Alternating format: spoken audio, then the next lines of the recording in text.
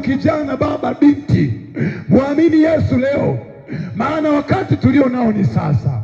Hatuna wakati mwingine wa kutubu, wakati ni leo, maana dalili zinajionyesha kwamba Yesu yuko mlangoni. Dalili zinaonekana, Yesu yuko mlangoni.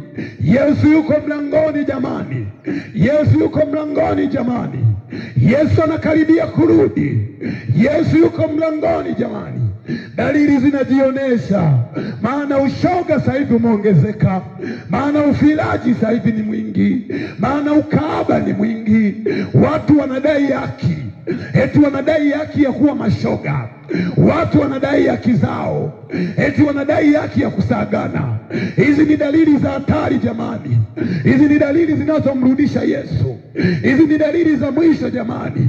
Tubu dhambi zako, mwamini Yesu. Tubu dhambi zako uende mbinguni. Jehanamu ni juu ya wafiraji, jehanamu ni juu ya wazinzi, jehanamu ni juu ya mashoga, jehanamu ni juu ya waongo jamani.